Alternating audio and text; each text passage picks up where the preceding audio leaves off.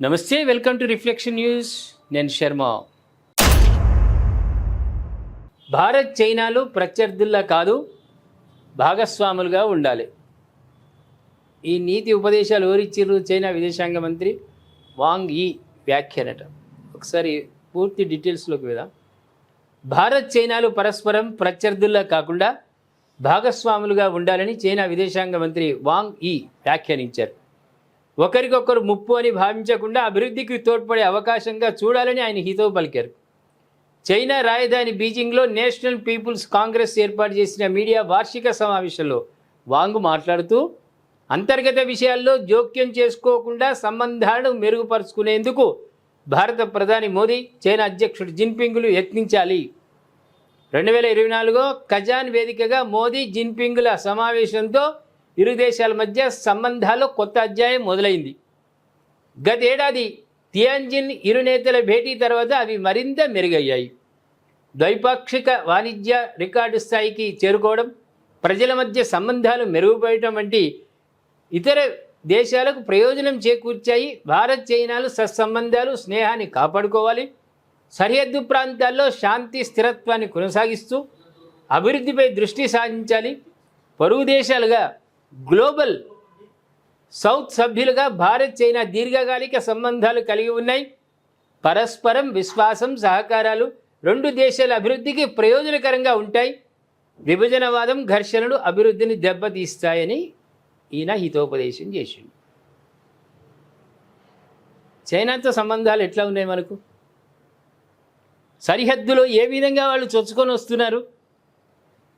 సరిహద్దుల్లో వాళ్ళు వాణిజ్యపరమైన ఎయిర్పోర్ట్లు, వాణిజ్యపరంగా యుద్ధానికి సంబంధించిన యుద్ధ విమానాలు దిగడానికి అక్కడ ఎయిర్పోర్ట్లు ఏర్పాటు చేసుకున్నారు. ఆర్మీ డంప్ పోస్టులు అక్కడ ఏర్పాటు అయ్యాయి. విన్యాసాలు చేస్తూ ఉన్నాయి. తెల్లవారులు వేస్తే అక్కడ విన్యాసాలు చేస్తూ ఉన్నారు.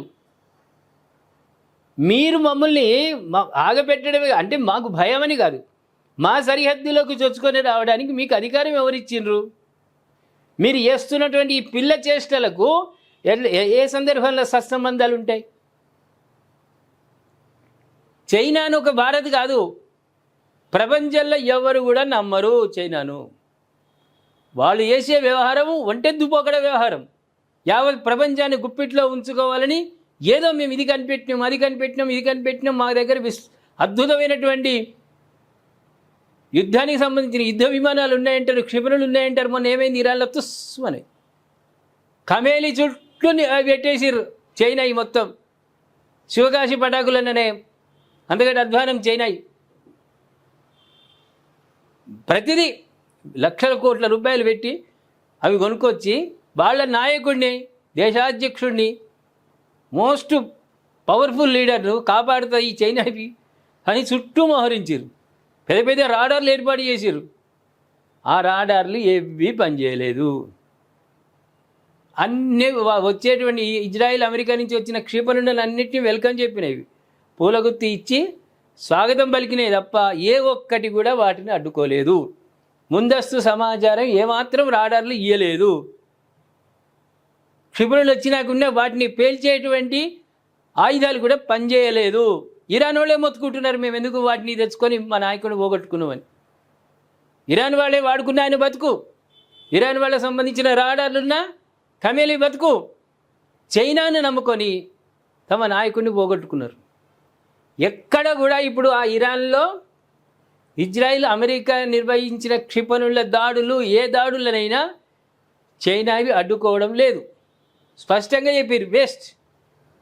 అంటే మీరు చెప్పేవన్నీ కూడా ఒక పెద్ద స్టీల్ బిందెలో 4 రాళ్ళు గులకరాళ్ళు వేసి ఊపినట్టుగానే ఉంది తప్ప లోపల ఉన్నాయి గులకరాళ్ళు. ఎందుకు వనికిరానటువంటి ఆయుధాలు, ఎందుకు వనికిరానటువంటి వ్యవహారం. మీ యొక్క విన్యాసాలు మమ్మల్ని రెచ్చగొట్టే విధంగా ఉన్నప్పుడు, మా భద్రతకు అక్కడే సరిహద్దులో ఉన్న మా ఆర్మీ వాళ్ళకి ముప్పుగా పరిణమించినప్పుడు మీతోటి మీరు నీతులు చెప్తే ఎవరు వింటారు? కరోనా ప్రపంచానికి అంటించిన మహానుభావులు, పుణ్యాత్ములు మీరైనైతిరి. వ్యాక్సిన్, ఒక వ్యాధి మీ దగ్గర నుంచి వచ్చినప్పుడు వ్యాక్సిన్ మీరు ఇవ్వాలి కదా. మీ దేశస్తులకు వాడుకుంటే ఇంకెక్కువైంది మీకు. మీ వల్ల ప్రపంచానికి భద్రత లేనప్పుడు భారత్ మీతో సత్సంబంధాలు ఎట్లా కొనసాగిస్తుంది? ప్రతి వాళ్ళు ఆలోచిస్తుంది అది. ప్రపంచం నమ్మదు, పొరుగున ఉన్న భారత్ కూడా మిమ్మల్ని నమ్మదు. మీతో సత్సంబంధాలు అనేవి నభూతో నా భవిష్యత్తు మళ్ళీ ఉండవు. ఇక ఎవరు ఊహించడానికి కూడా వీల్లేదు. ఎందుకని మీ వ్యవహారం, మీ చేష్టలు తెల్లారులేస్తే అట్లే ఉన్నాయి. కాబట్టి మీరు ఎంత చెప్పినా మా ముందు జాగ్రత్త చర్యలు మాకున్నాయి. మా చైనా సరిహద్దుల్లో, అటు పాకిస్తాన్ సరిహద్దుల్లో మా ఆర్మీ నిరంతరం నిఘాతోటి ఉంది, ఎక్కడ నిద్రపోలే. మీరు అక్కడ కవింపు చర్యలకు చేస్తూ, కవింపు వ్యవహారంగా నడుస్తూ ఇవాళ భారత్ చైనా మంచి మిత్రత్వంగా ఉండాలి అని మీరు నీతులు చెప్తే ఎవరింటారు? చివరికి మా రిఫ్లెక్షన్ ప్రేక్షకులు కూడా వినరు చైనా మాటలు. ఏమంటారు ప్రేక్షకులరా? ఈ నీతులు మనం వినాన్నా, చైనాతో సంబంధాలు మెరుగుపరచుకోవడానికి మనం ముందుకు నడవాలన్నా, నడిస్తే వచ్చే ప్రయోజనం ఏమున్నది? శివకాశి పటాకులనే వీళ్ళు తయారు చేసిన క్షిపణులు ఇవన్నీ అవి కొందామా మనం? మన దగ్గర లేక అక్కడే పండించే పంటలు మనకు అవసరమా? సరే, విదేశాంగ మంత్రి మాట అన్నాడు, మీరు ఆత్మీయుల్లాగా, ఎందుకంటే ఫ్రెండ్స్ ఎప్పుడు స్నేహితులుగా ఉన్నవాళ్ళు పురపచ్చాలు ఉండేవి, బంధుత్వంలో ఉంటుండొచ్చు పురపచ్చాలు, కానీ స్నేహితుల్లో ఉండేవి. మీరు అలా మాతోటి రండి అంటున్నాడు కదా. అయ్యా వాంగ్ యీ, నువ్వు ఆ దిశగా ప్రయత్నం చేయండి, మీ అధ్యక్షుడు ఆ దిశగా ప్రయత్నం చేయండి. చేస్తే మా కేంద్ర ప్రభుత్వంలో ఉన్నటువంటి వాళ్ళు, కేంద్ర మంత్రిత్వ శాఖలో ఉన్నటువంటి, విదేశాంగ మంత్రిత్వ శాఖలో ఉన్నటువంటి వాళ్ళు స్పందిస్తారు. మోదీ స్పందిస్తాడు. నిజంగా మీరు నిస్వార్థంగా ఎలాంటి కుళ్ళు కుతంత్ర లేకుండా చైనా ముందుకు వచ్చింది అన్నప్పుడు మన వాళ్ళు కూడా ఆలోచించి మీతోటి స్నేహితానికి ముందుకు వస్తారు. ఒక 2 అడుగులు మీరు ముందుకు వేయండి, 2 అడుగులు మీరు ముందుకు వేయండి, తర్వాత మీరు రాకుంటే అడగండి. ఏమంటారు ప్రేక్షకులారు? నిజమే కదా. విశాలమైనటువంటి భావన ఉంది మనకు, కానీ నమ్మకం కోల్పోయిన చైనా. కాబట్టి ముందుగా మీరు 4 అడుగులు వేసి నమ్మకాన్ని తెప్పించండి. తెప్పించినప్పుడు ఆటోమేటిక్గా మేము వస్తాం మీ దగ్గరికి. ఏమంటారు ప్రేక్షకులారా? నిజమే కదా.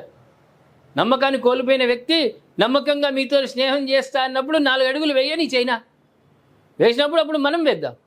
అంతే కదా. దయచేసి కామెంట్ రూపంలో మాకు తెలియజేయండి. సబ్స్క్రైబ్ చేసుకోండి, షేర్ చేయండి.